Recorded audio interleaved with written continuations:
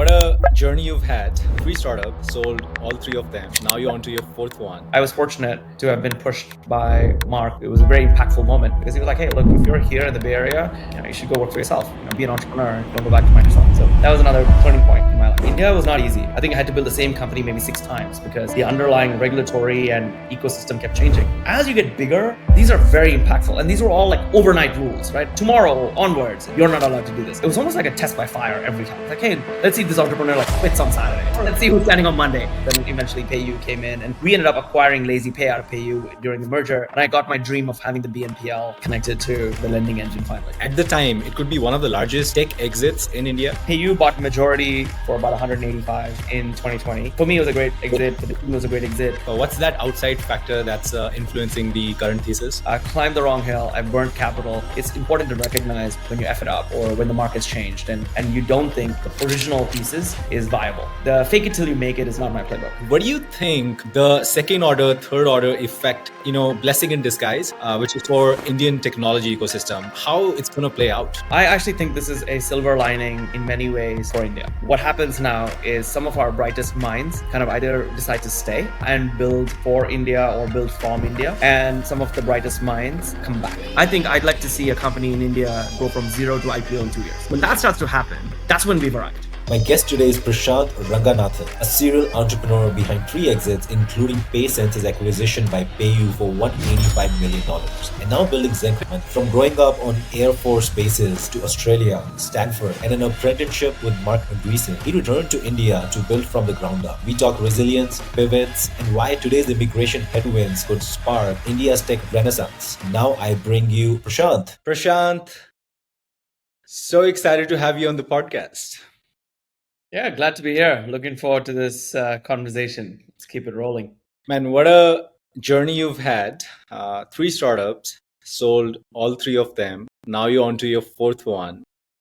Before we get into that, Prashanth, we're really a byproduct of our environment. What really shaped you the most while growing up?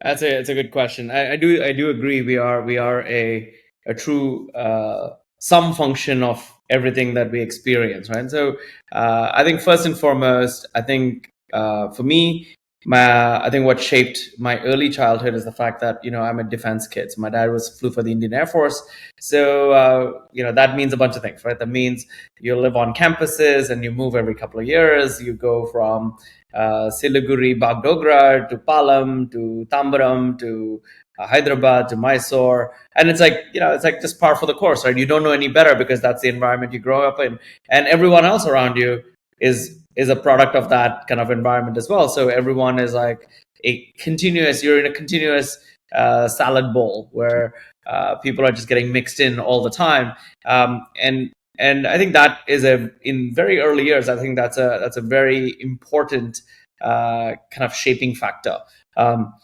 Not just from a kind of uproot and replant kind of attribute, but also the fact that you experience different languages, you experience different cultures, you get used to making new friends, you get used to kind of finding your place in the food chain over and over and over again. So I think that's one of the constants in my life, change, and that was, I think, one. The second, I think, I've always been surrounded by people. I've tried to find people who can be influential and people I aspire to be more like. So I've actually never been jealous. I've actually been profoundly curious about what makes people who I perceive to be better than me. What are some ingredients that go into their life? So, and I tried to kind of associate myself with them. So my growth has always been by surrounding myself with people I admire. And by picking and choosing what I like and admire about each of them and kind of going deep into understanding what makes them what they are, I think I've also been able to kind of bring that into my own life and kind of internalize it and kind of actually express it in my own way. That has been a big factor in my own ability to self-motivate and grow. And I'm also and through that process, I've also become very self-aware. I know who I am. I know what I like. I know when I'm doing something right, when I don't at the deepest of levels feel like I'm not doing something right. And so I think those have all been very shaping. So in fact, I actually, my family, the second part of it was actually my family moved to Australia when I was about 15 years old. And that was a second big change. While it was on the continuum of Air Force kid moving around different bases around India, it was on that continuum, but it's also a fundamental change, right? So for me, very early on, I got to experience a change in trajectory. And I think when you're young and you immigrate to a new country, you bring with you your core values of the early childhood into this new environment, and that those core values could be hard work, could be that hustle, that want to prove myself. And I think that's why first time immigrants or new immigrants kind of really thrive in new foreign ecosystems. So. And I also saw for the first time my relationship with my parents changed because they were also going through this change, and I could experience this as a teenager with them going through that change, and we were struggling to fit into Australia in that first year. And we all went through that together as a family. So that actually kind of tightened our family bond. So I think the privilege of passport, which was an Aussie passport, and the privilege of very kind of tight knit family, nuclear family. Both are, as many people have claimed before, are big privileges in one's life. So that was another big factor in kind of my growth. And very early on, and always, and this is perhaps changing a little bit in today's world, but when I was in high school and I wanted to study engineering, the destination was always the United States. So getting to the US was top of mind. It was highly aspirational. And that's kind of like, that was the third big phase of my life, and it was extremely shaping. Getting through undergrad, getting through grad school in the US, kind of making those early kind of bonds, and kind of experiencing life on my own at the age of like 17, 18 was very, very, very defining. So yeah, those were some of the early ones. And then the last thing I'll talk about, maybe we can get into this later, is I became an apprentice to Marc Andreessen at some point in my career. And that was a fundamental change as well. Until then, I always said, okay, I was working on Microsoft. I was, I graduated from Stanford. So I'd done all the Indian parent, checklist, checkbox, right? But my second mountain, if I were to refer to that was the first mountain. That's what like society and life had prepared me and said, hey, you should get a job at a Microsoft. You should graduate from a Stanford. You should be in the United States, live in the Bay Area. Okay, I think those were the mountains I think my parents had drawn for me, and that was the peak I'd climbed. But the second mountain, which few of us get a chance to really kind of go explore and climb or ascend, I was fortunate to have been pushed by Marc when I was an apprentice. I don't think he even realized what he was doing at the time, but for me, it was very kind of it was a very impactful moment, because he was like, "Hey, look, if you're here in the Bay Area, you should go work for yourself. Be an entrepreneur. Don't go back to Microsoft." So that was another turning point in my life. So yeah, these were like I said, like some functions. And then post marriage, of course, my wife has very different values and how she thinks about the world and how she thinks about how we contribute, what impact we leave on the planet. That's also very shaping. So yeah, look, at the end of the day, today at 46, I'm just a sum function of 45 odd years that have kind of resulted in how I think and what drives me and what I look forward to in the future. Yeah, I'm very curious about your story with Marc. How did that happen? To be honest, like I actually, after graduating from Stanford, I actually found myself slightly unemployed, and because I graduated masters, and I was trying to figure out like what is it that I wanted to do. In fact, I went back to Australia, and one day a good friend of mine gave me a call, and Marc had been working on this platform called Ning with a lady by the name of Gina Bianchini. So they were co-founding this thing, and and as a part of that, in order to showcase, and this was about development of social applications, right? So Facebook was closed. There was no Facebook Connect at that time, but the idea was, you could build social applications, and they had built this phenomenal tech kind of platform for building social applications, so social calendaring, social kind of like bookmarking. There's a whole bunch of social applications, right? And they wanted like young kids who had just graduated to come and effectively build on that platform. And so they ran this little mini contest like sort of thing. And the draw was, you get to be Marc's apprentice in some way. And Marc didn't spend that much time with us, maybe kind of like came in, guided us a few times and moved on. But every one of those sessions was actually very, very, he was very thoughtful. He was very clarifying in his views, and he was very polarizing in his views. And that's how it happened. To be honest, I was like back in Australia, and someone called me and said, "Hey, do you want to come back to the US and kind of, take this on?" And prior to that, I'd worked for Microsoft, and I had like pretty high, lofty expectations of comp, etc. But I went back for like $2,000 a month or something. Yeah. And that's why I think like, sometimes you take these like, fundamental resets, because those resets allow you to climb your next mountain. So if I had said, no, I'm making whatever $5,000 or whatever 10,000 or $15,000, I won't take a salary less than that, then I think I would have still probably been in Seattle or somewhere working for Microsoft and clipping a VP title. But it's the fact that in that moment I was like, yeah, I'll take the $1,500, $2,000 apprenticeship. No bruise to ego. More degrees, lesser comp. Yeah, I'll take that. That's how that happened. And one of the best things that happened to me in my life. Yeah. Clearly, that one advice changed your entire life, which is don't go back and work for Microsoft, work for yourself. No, actually, he didn't even say that. That was a very polite way of saying it. He is like, look, you're already partly a loser because you graduated Stanford. You'd be doubly a loser if you went back to corporate America, right? And I think he called it like modern day slavery or something like that. I'm like, holy shit. Like when someone calls it like that, it's like so vivid, right? You're like, man, am I a modern day slave? Am I like, is that what this guy's saying to me? And, for me, I took that very positively. I actually thought it's probably the best thing someone could have said to me at that point in time. And yes, I'd heard around me a lot of people stop out of Stanford or completely drop out of Stanford, but for me that would have been like unimaginable. I would have never dropped out. Like, come on, I would have never been able to call my mom again. I think that would have been an impossible task at that point forward. But yeah, going back to corporate America after that just became like it's not gonna happen. Prashanth, you were doing pretty good.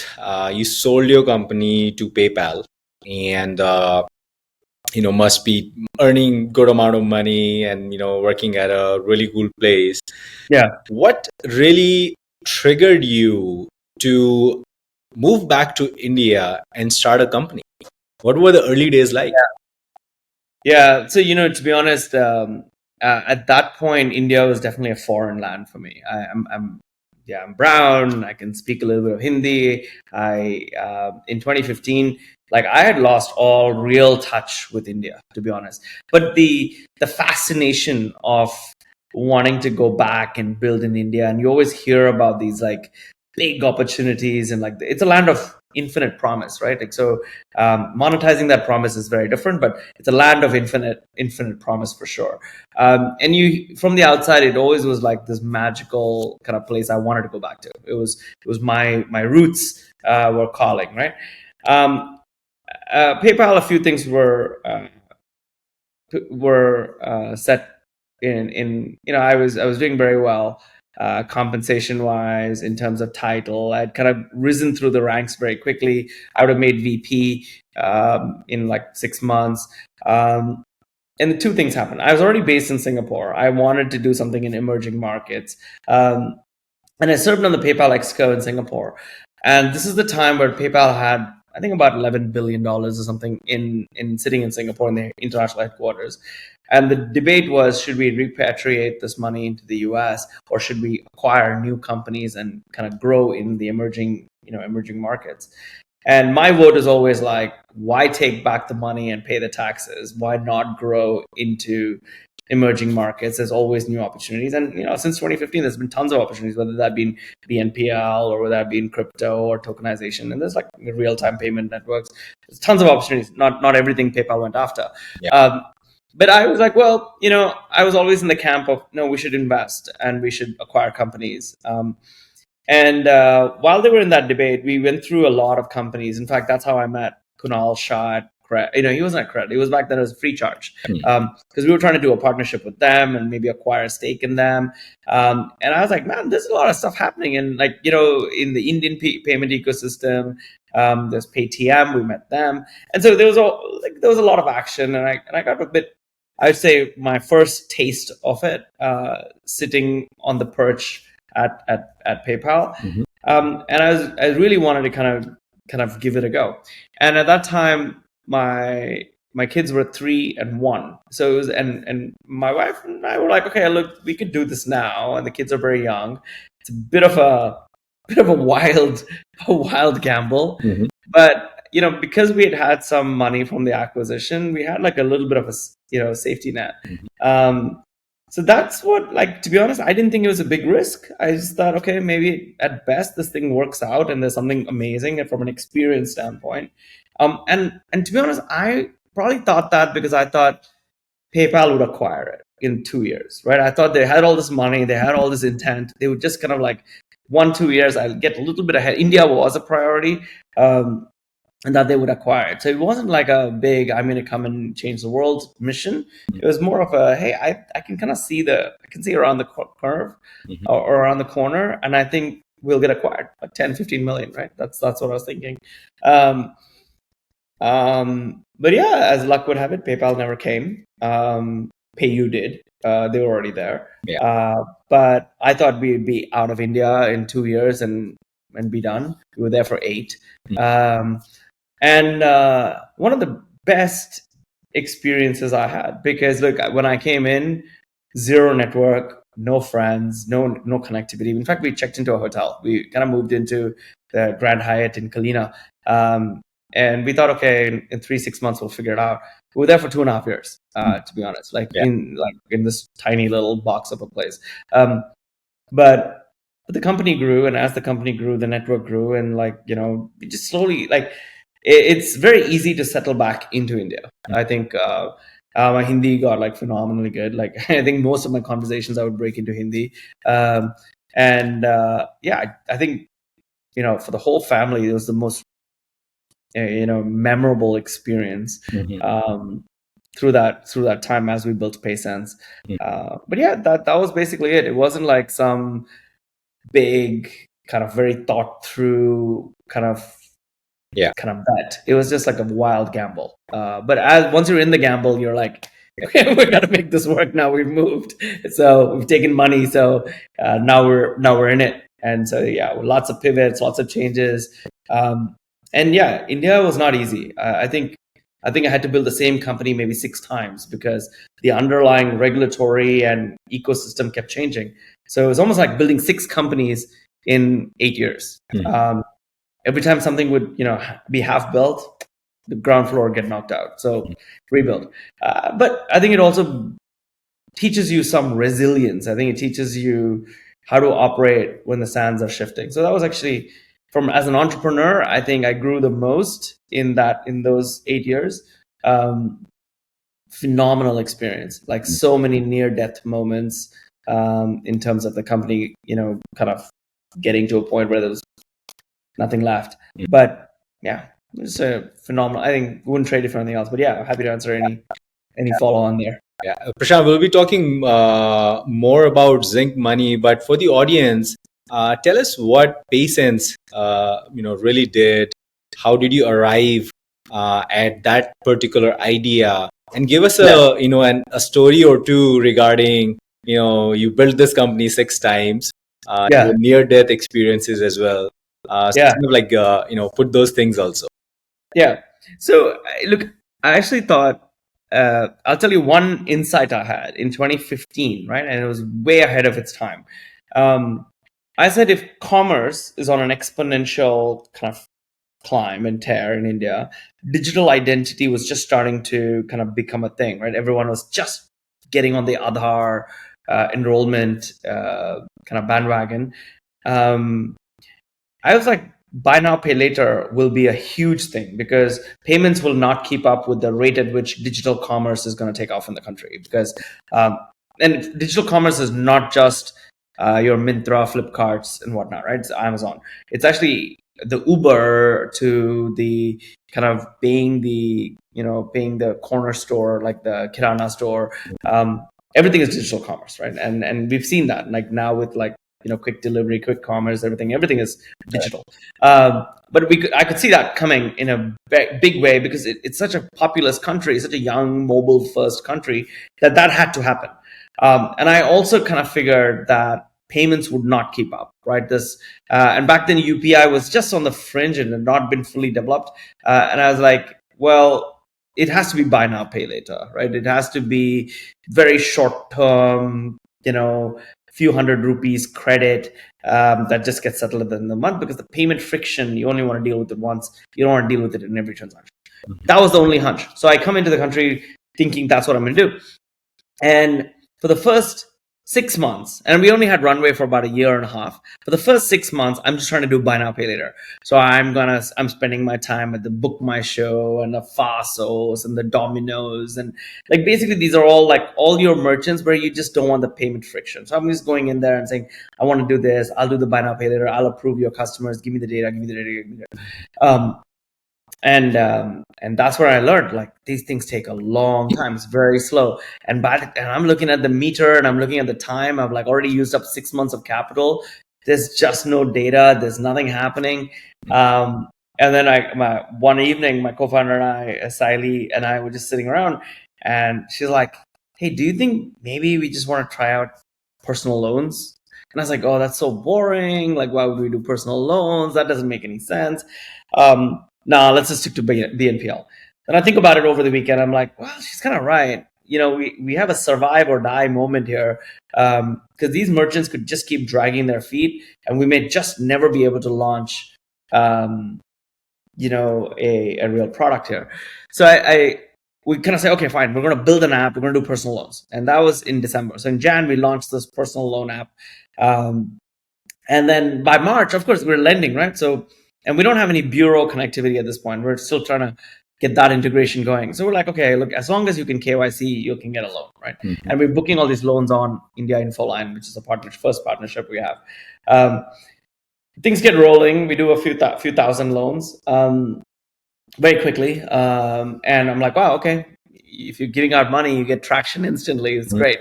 And then, we do a bureau connectivity, what's called a bureau scrub of what we've lent. And because we're partnered with IIFL, they're the ones, as in NBFC, they get their scrub first. So I get a call one evening and they're like, this looks horrible. Like this, like your average CIBIL score is like 590 or something like that. You've lent like to everyone and anyone that no one would want to lend to, right? Mm-hmm. Based on your alternate, digital kind of signals or what have you, right? And that was the first moment of truth or death. Mm-hmm. I still remember getting called into Nirmal Jain's office, and he was like, मैंने picture देख ली है, ये मेरे को बिल्कुल पसंद है, right? So then I'm like, I'm like, sir, with all due respect, आपने ट्रेलर नहीं देखी है, आपने मूवी के पहले 30 seconds देखी है, पिक्चर अभी बाकी है, right? Like I'm like, hey, there's a lot more to see. And then he said something that I repeat all the time. Okay, he said something, I don't know if he remembers this. He's like, बेटा India में बारिश बहुत होती है, हाथ में बाल्टी पकड़ के कितना ही पानी पकड़ लोगे, right? This is in 2016, and I was like, holy moly. He's like, yeah, he's absolutely right. There's a lot of opportunity. But if you only have a little bucket in your hand, how much water are you really going to catch? So he's like, you're going to get killed in the customer acquisition cost. What you've lent is like really bad garbage. I'm like, look, we don't have to lend a lot more, but let's stay on this for another 3 months. Let's see like what the performance of this. And if it is as horrendous and bad and blah, blah, blah, I'll be the first to come back to you and shut it down. Right. He's like, okay, I'll give you 3 months. Just tell me about the performance of this. So we go back and I hire my first collections guy at this point. I'm like, okay, dude, we gotta make sure this book is performant. And to be honest, it was. These were all people who had been had tripped up somewhere. They weren't in a country where people were not aware of what a CIBIL score is and what the meaning of that was.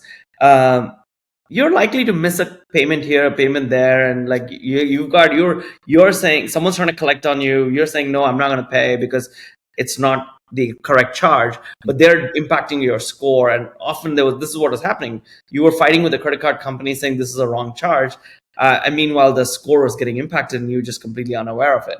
Because this is 2015. This is not 2025 where people are very hypersensitive and aware of their scores. And so luckily for us, the book remained performant, right? And a lot of people remained, I think our repayment rates were north of 95% for what we were charging was fine. The second was the Aadhaar Act, right? So we'd built this entire experience fully digitally.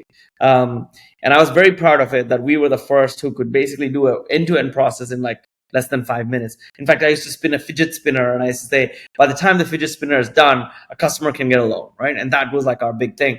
And it was all because Aadhaar was such a powerful thing. And then with the stroke of a pen, the Aadhaar Act got massively edited by the court.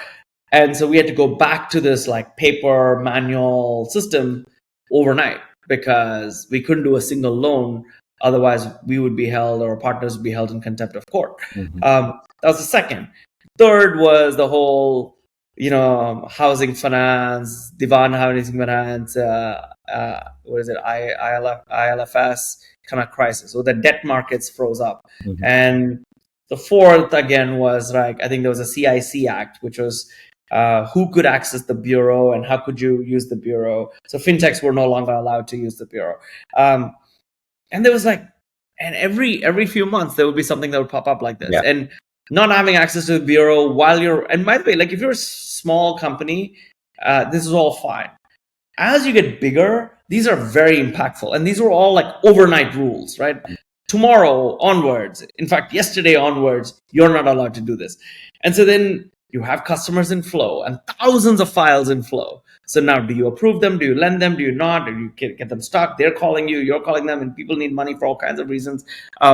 So yeah, that teaches you something about, well, how do you handle that crisis? And typically it would happen on a Friday. So that weekend is that problem. So that's kind of how it always played out. It was just, for some reason, it was almost like a test by fire every time. It's hey, let's see if this entrepreneur quits on Saturday, or let's see who's standing on Monday.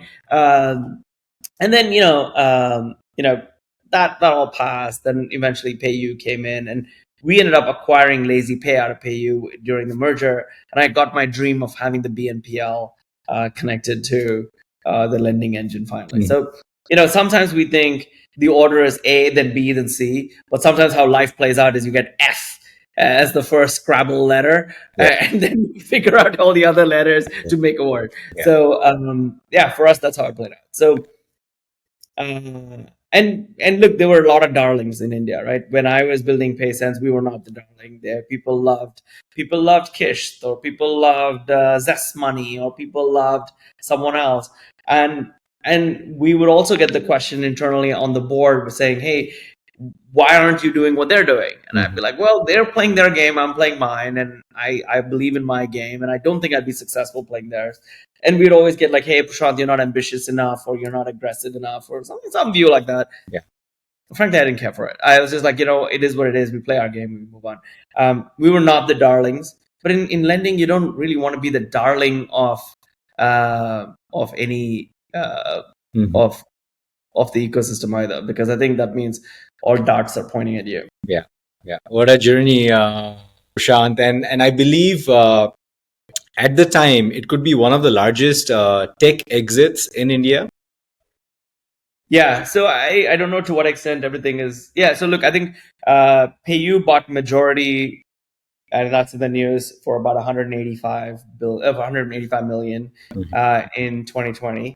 I exited my shares for some multiple of that 3.5 years later. So So yeah, for me, it was a great exit. For the team, it was a great exit. For our investors, it was a great exit. Yeah. Yeah. Not enjoying those weekends on those pivots paid off finally. And Yeah, I think it paid off. Monetarily, sure, but there were so many people um, who I was able to call back, who had told me in 2015 when I was leaving Singapore to go to India to start PaySense, who had said, "Hey, look, India is the land of promise, but monetization of that promise is almost impossible. Like, you will never be able to monetize this." And there were so many people who said, "You'll get if you do lending in India and you don't know anything about India, you're going to get buried. You're going to come out without your shirt." There were so many people who said, if you lend below 700, the default will just kill the company. So many people who said there's no way to build a scalable lending company. By the way, when I was just before leaving PayU, we were doing close to 2 million loans a month. So it's absolutely possible. I think India is a land of scale. India is a land where you can monetize. India is a land where the resilient survive and everyone else just perishes. I think it does require you to stand for a long time. That's for sure. I think that's what people do. There's no quick turnaround, quick exit, no one and done kind of playbook, and you definitely can't plan. Yeah. I think the plans change Yeah. all the time. That's the pivot. The art of pivot is, I think, to be learned before you kind of play this one. Yeah, you believed in your conviction and stayed at it for long enough. Prashanth, now you're on to your fourth one, called Zinc Money. Tell us in simple language, what does Zinc Money do? What problem it's solving? And even before that, how did you come up with the idea? Yeah, so look, I think as I was leaving PayU, just after I'd left PayU, I was doing some reflection of my own. I was thinking about what is it that helped me build, and helped me build an outcome for myself, right, and for my family, for my community, and whatnot. And if I look back, I think it goes back to some of those fundamental privileges that I said I'd enjoyed, which is, small, well-knit, well-held nuclear family, the platform of a passport, which enabled me to kind of freely move about the world, and the education, right? Like, I think education is such a fundamental kind of equalizer when it comes to generational, income gaps, wealth gaps, whatnot. And so I wanted to kind of figure out how to impact a few million people through that, by just kind of making that education a little bit more affordable. And I was looking at the statistics of number of kids who graduate India, number of kids who are going into this IB program, number of kids, a number of college seats that are available to them. And I think there is a bit of a delta in terms of the number of kids that will graduate, number of education, like high quality education seats that are available to them. And that mismatch is an opportunity, and it'll continue to be for a while. Now, I think the recent geopolitics notwithstanding, the majority of the Indians who graduated and wanted to kind of like experience a world beyond typically went and pursued a master's degree in the US or UK, Canada, Australia, and that was their path to immigration, right? So we used education as a path to immigration, and we've been doing this for like many years. My father-in-law did that. I know lots of friends who've done that. I did that, and so I wanted to see if there was a way to kind of make that a lot easier. And one of the things that stands in the way of that is actually the finances. A lot of parents, one other thing, I also believe that the earlier in the child's life that you can make that change in trajectory, the better. If you wait till masters, things are already set in a certain way, and then you join the the highway further down the road, right? You want to join the highway as early as you can, so that you can kind of change your trajectory or your outcome. So I wanted to see if I can kind of enable that. But look, I think we're also, I mean, I can go into the depth of it. And I basically wanted to help Indian parents use Gift City as a special economic zone to be able to create a dollar corpus, because I didn't want the finances to get in the way of the child's education. And I wanted them to save in dollars, invest in dollars, and eventually use those dollars to kind of fund the child's education. And that was the number one, top of mind, most aspirational thing for Indian parents. And that's a business we were very keen to build.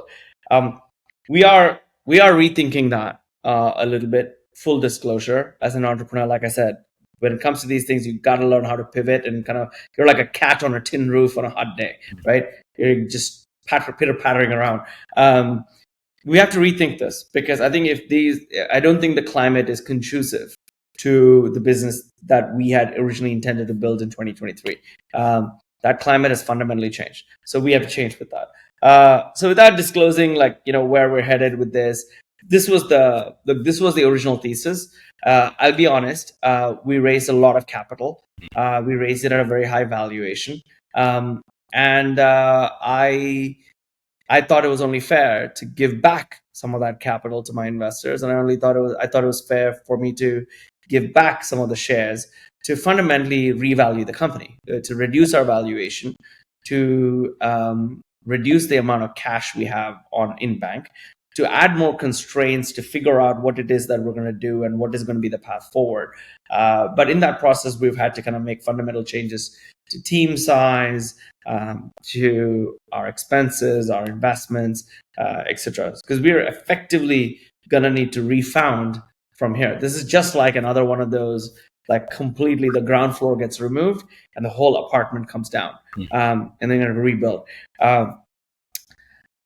I do think there's a lot of opportunities in the world. I think for entrepreneurs with capital, and sometimes the first hill you climb doesn't give you the exact view that you thought you were going to have. So you're going to come down that hill very quickly to find the next hill to climb. And so we're in that journey of coming down the hill. So this is what I was saying. Look, I've done this 3 times before, right? So you would think, man, Prashanth, like, how the hell did you climb the wrong hill? I climbed the wrong hill. Okay, I've completely messed it up. I climbed the wrong hill. I burnt capital. I climbed the hill only to find that there was nothing to view. It was a wrong hill. I'm coming back down that hill. I'll find another hill. And in that process, if I have to give people money back or shares back, because they also have to report back to their LPs and their partners, etc., so be it, right? I think it's important, and I say this without like any lack of humility. It's important to recognize when you F it up, or when the market's changed and you don't think the original thesis is viable. So the fake it till you make it is not my playbook. I just think that just causes way too much stress, and I think it's better to just own it and say, hey, look, it's not like this opportunity doesn't exist. This opportunity absolutely exists. It just doesn't exist like for the next couple of years or maybe 3 years. But unfortunately, we can't wait for the markets and the world to turn. So we're going to find to do something else. Unfortunately, that's going to disappoint a lot of people. But that's for the audience, in simple language, what's that outside factor that's influencing the current thesis? Look, I think let's take the US, right? The US is the number one place where people send their kids, right? But if you ask most parents in 2022, 23, that was the top of mind, the biggest aspiration. Everyone wanted to send their kids overseas. They were willing to save and figure out what the financial conduit was. It made absolute sense. Bachche ko bhejna hai, bachchi ko bhejna hai, right? That was their thing. So I was like, hey, you want to do that? Here's the path to do it. The same people, if you go back and ask them now, and some of them had started this SIP, etc., but they've all paused or starting to pause. They're like not sure. They're not sure because, look, I think the signaling from the US is, the path to H-1B is not easy anymore. The H-1B to green card is also not easy anymore. They have their own, internal, the graduating youth that they want to take care of first, which makes sense, absolutely makes sense, right? But that has a knock-on effect on us. So that has given a lot of people a lot of pause. So, and in the US, Canada, both of them have made very similar decisions. Like, Indians used to send like in the hundreds of thousands to both US and Canada. I think in both places that has come down. Worse yet is that kids that are already there and graduating will probably need to come back, because that OPT H-1B pathway, as you saw from yesterday, has also been affected. Now with this $100,000, I don't know if it'll hold, but even if it doesn't, but there's always the fear of something like this, right? So if companies have to pay $100,000 more just to keep someone on H-1B, I'm sure the rational economic decision would be, well, I could just have them work out of their Bangalore office or the Hyderabad office or the Chennai office. So, and if that happens, then I'm not sure the pursuit of education for a vast majority in the US from India makes sense. Because, mind you, I still believe, and I think this is from our data, that the pursuit of that education was indeed kind of linked to a path to immigration. And if that path to immigration has been blocked off, I think the pursuit of education and the appetite for it is going to change. So that's what I mean by the change, the macro effect that's kind of impacting our business. I'm not going to name him, but he's highly successful guy. Built 2 unicorns in the US, onto the 3rd company now. He graduated from IIT, moved to US, and he himself said, "Look, Shiva, these days, like me being that immigrant, even I'm finding it hard to convince my my team and my board to hire immigrants anymore. It's just so difficult." And that's the sentiment these days. Prashanth, what do you think the second order, third order effect that would be? We can talk about the difficult part, the sad part, and we can also talk about blessing in disguise, which is for Indian technology ecosystem. How it's going to play out? Yeah. So look, I think I actually always try to. I mean, I'm an eternal optimist, right? To my own detriment. I actually think this is a silver lining in many ways for India, right? I actually think what happens now is some of our brightest minds kind of either decide to stay and build for India or build from India, and some of the brightest minds come back. Right. We always see this, like, I've plotted this curve before.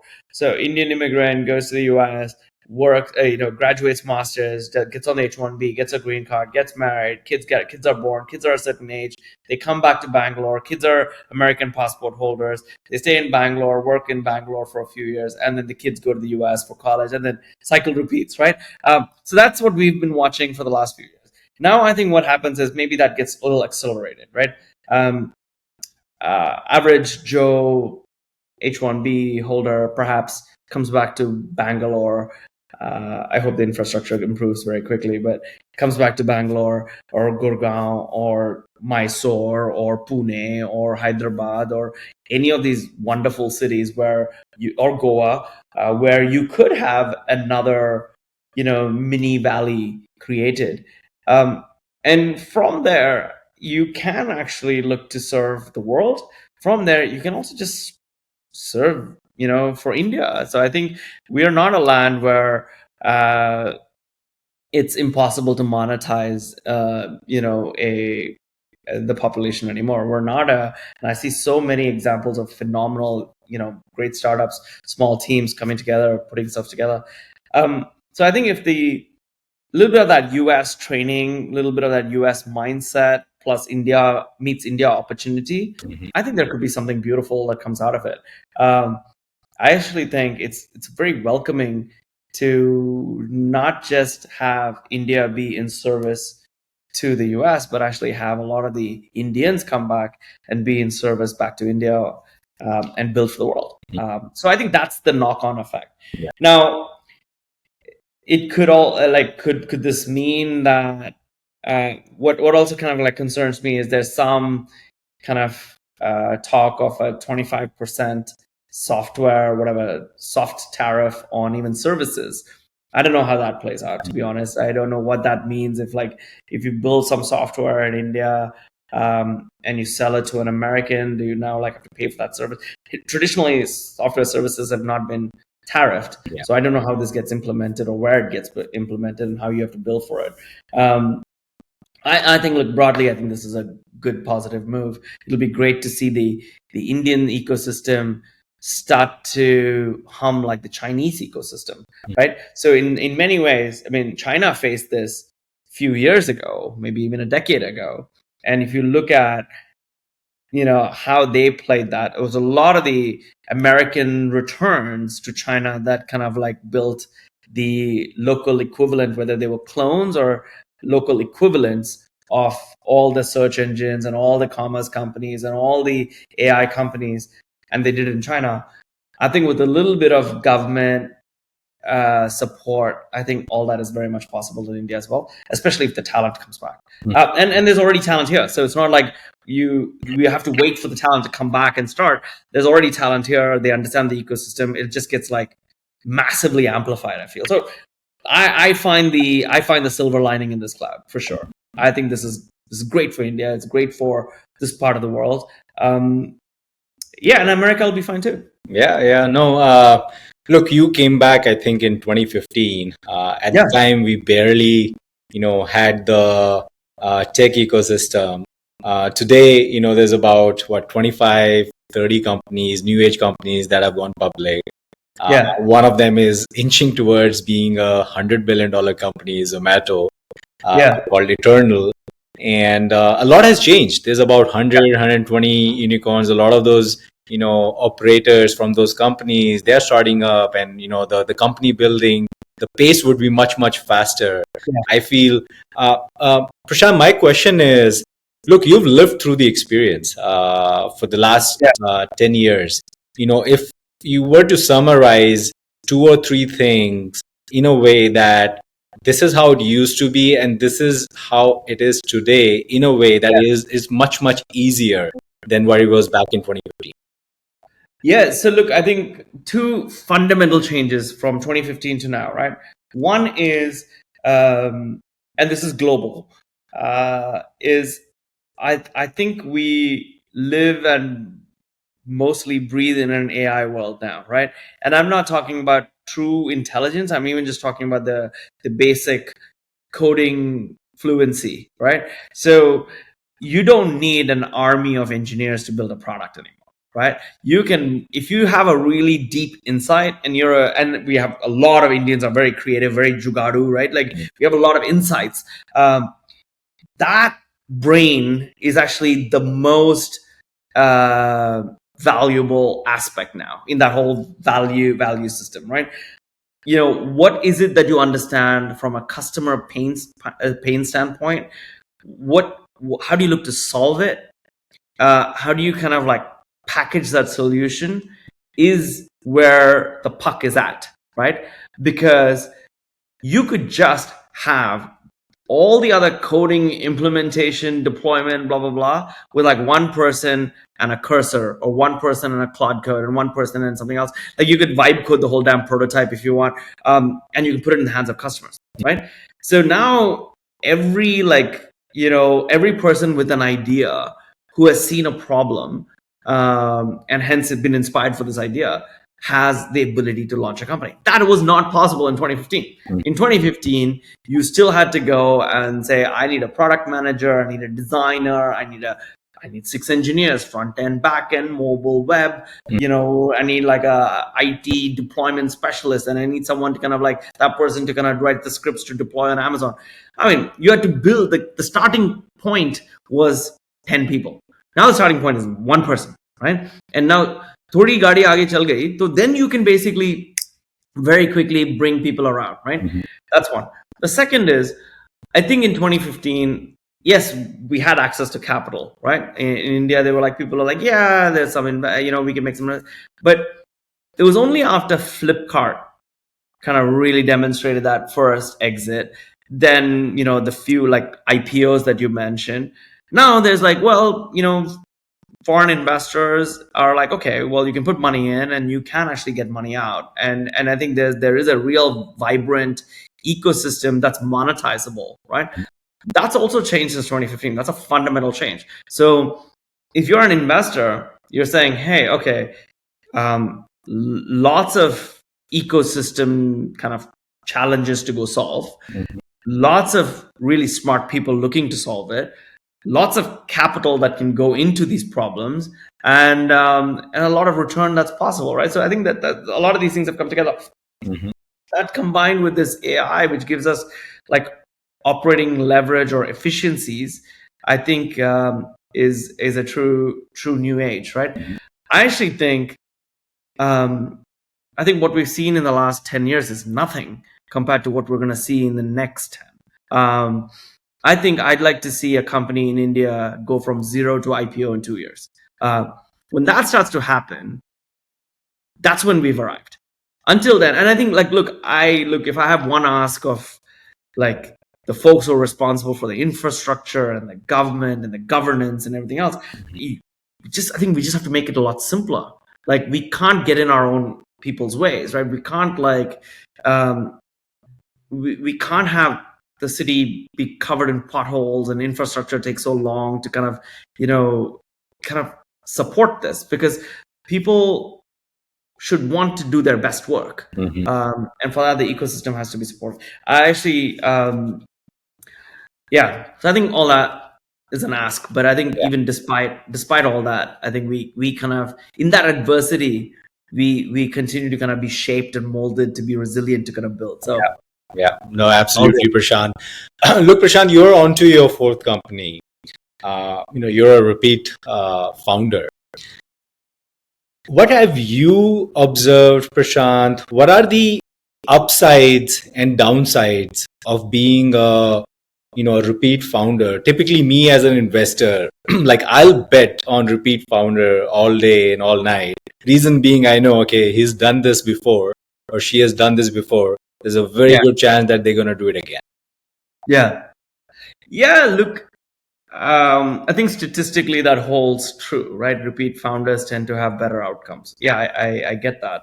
But, as a data set of one, I actually don't think any of my companies had anything really repeatable. Like, I was like, oh, I learned this lesson last time, I'm not going to make this mistake again. And I just very openly told you about how much we've made a mistake in my fourth one, right? If this was my second one, you and I could have a laugh about it. But this is my fourth one, and I just told you that, hey, we missed it. We climbed the wrong hill. So I actually don't think entrepreneurship is about getting it right. Entrepreneurship is about, identifying that you've gotten it wrong, and then figuring out the path to getting it right. So I think repeat founders have demonstrated that when the going gets really tough, that they can still kind of they can still get going, right? So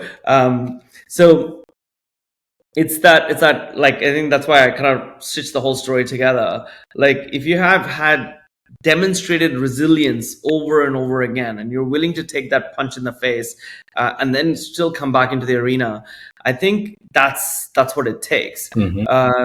So I actually think very few times do I reflect back on, say, oh, what did I learn from that thing, and how did I navigate it then, and how does it apply here?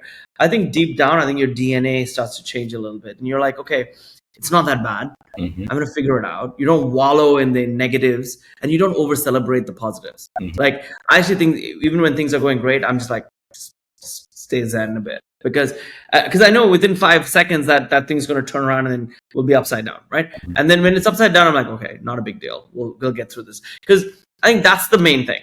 You've seen enough kind of failures, and you've seen yourself come out, so that gives you some deep DNA confidence that you'll be fine.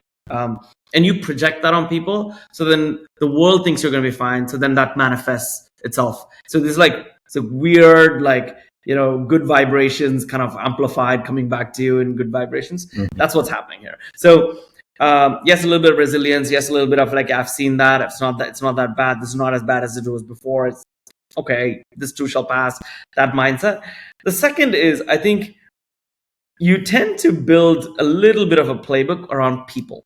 I think that's one thing.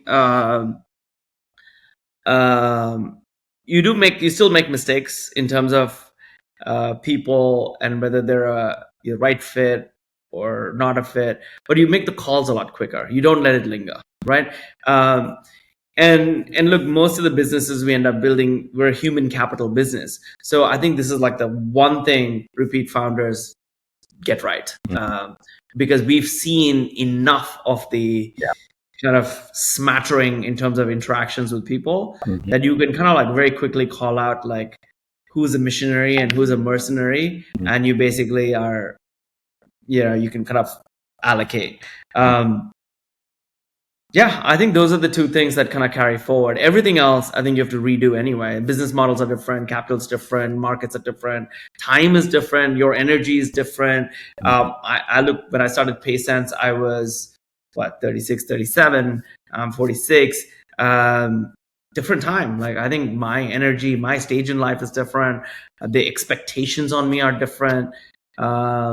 And also wealth changes people, right? Again, like if you've had successes before, now you're not operating at the same level of I don't get motivated by money. So maybe people don't act in the same level of hunger as they did in a previous round. Maybe that safety net is a little bit too comfortable. But for me, it's all about impact. So I think it's like always day zero. So it doesn't really matter what's the safety net. Last one, Prashanth. Look, we know you as an entrepreneur who's always looking to solve problems at scale. What do your friends know you for? Who are you outside of work?